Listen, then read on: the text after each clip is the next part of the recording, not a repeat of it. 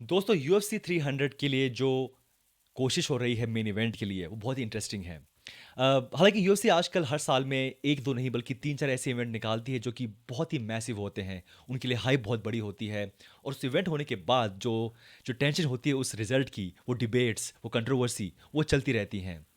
और ये जो इवेंट है UFC 300, ये इसलिए इतना ज़्यादा एक मिस्टीरियस बन गया है बिकॉज जो मेन इवेंट है इस कार्ड का वो अब तक सेट नहीं है। अगर आप जाएँ यूएफसी की वेबसाइट पे और चेक करें कि मेन इवेंट क्या है इस फाइट के इस कार्ड के लिए, वो अब तक है TBD, यानी कि टू बी डिसाइडेड।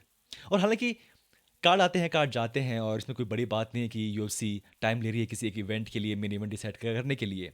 बट क्योंकि ये नंबर 300, इसका एक मतलब है। जब लास्ट टाइम ये नंबर हुआ था 200, यानी कि देखो 300 से पहले 200 आया था, वो एक बहुत बड़ा इवेंट होने वाला था और वो हो नहीं पाया।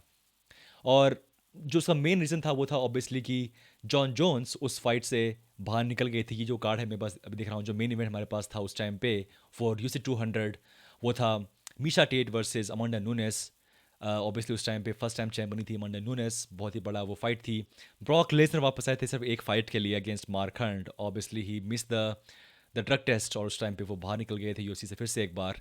डेनियल कॉर्मिए जो कि फाइट करने वाले थे against Jon Jones, Jon Jones ने ड्रग टेस्ट फेल कर लिया था। And then Anderson Silva short notice पे आगे आए थे फाइट करने के लिए। एंड होजे आल्डो ने फाइट की थी against Frankie Edgar for the featherweight title. So overall एक गुड कार्ड। बट जो मेन बात ये थी कि ब्रॉक लेसनर वापस आ रहे थे, वो एक बहुत बड़ी बात थी। ऑब्वियसली डेनियल कॉर्मिए फाइट करने वाले थे जॉन जोन्स के साथ, वो मेन इवेंट था और वो हो नहीं पाया। बट फिर भी ओवरऑल उस फाइट के लिए जो उस पूरे कार्ड के लिए जो हाइप थी वो बहुत ही बेहतरीन थी। आई रिमेंबर कि उस कार्ड के लिए वेट करना, वीडियो का वेट करना, इमीडिएट वीडियोस का, एक बहुत ही बेहतरीन वो टाइम था।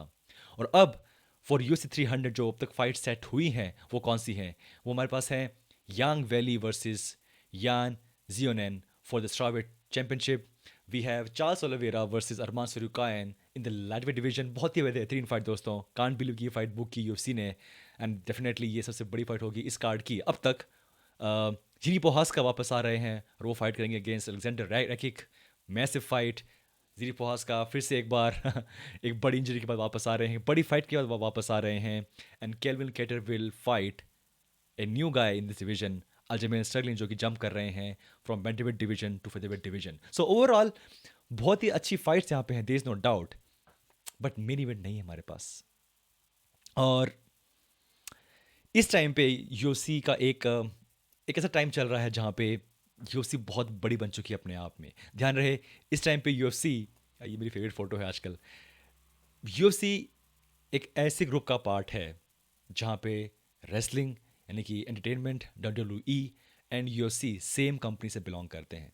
तो एज ए कंपनी जहाँ पे आपके शेयर्स हैं जो कि बेचे जाते हैं, obviously UFC now is a part of A company जहाँ पे उसके शेयर्स बिक रहे हैं, तो इससे पब्लिकली ट्रेडेड कंपनी। जो प्रेशर है ऐसे माहौल में, क्योंकि अगर आपने एक बड़ा खराब इवेंट दिया तो शेयर्स आपके नीचे जाते हैं, जो स्टेक होल्डर्स हैं वो नाराज़ होते हैं।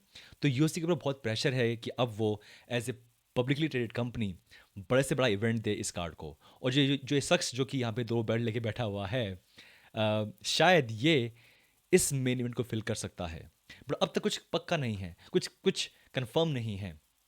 और अब शायद मुझे लग रहा है कि यूएफसी ने ये जो हाइप खड़ी की है कि ये बहुत बड़ा इवेंट होगा, यूएफसी 300 मैसिव इवेंट, शायद ही कुछ ज़्यादा ही हाइप खड़ी कर दी है। बिकॉज कुछ अभी खास यहाँ पे बचा नहीं है करने के लिए। बिकॉज जो स्टार्स हैं यूएफसी के वो बिजी हैं या है नहीं। जॉन जोन्स बाहर हैं, जो कि एक बहुत बड़ी फाइट हो सकती थी अगेंस्ट फ्रांसिस नगानू, वो हो नहीं पाएगी। फ्रांसिस बाहर जाके बड़ी बड़ी फाइट्स कर रहे हैं और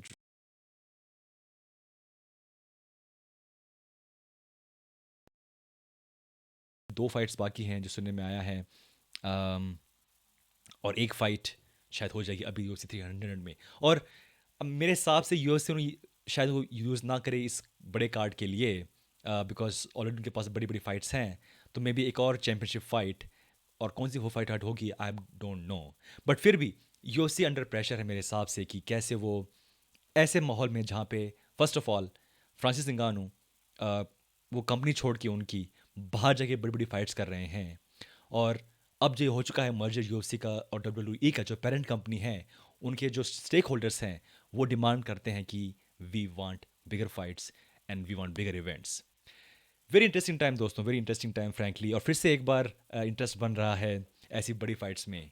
ध्यान रहे, इससे पहले जो बड़ा कार्ड है हमारे पास UFC 299, वो भी एक बहुत ही बेहतरीन कार्ड है हमारे पास है। Sean O'Malley versus Marlon Vera, Dustin Poirier वापस आ रहे हैं, he will fight Benoit Saint Denis, and Gilbert Burns versus Jack Della Medina Maddalena, and obviously Kevin Holland versus Michael Page, जो कि जिनका डेब्यू फाइट होगी इन UFC, जो आ रहे हैं फ्रॉम बेलाटोर।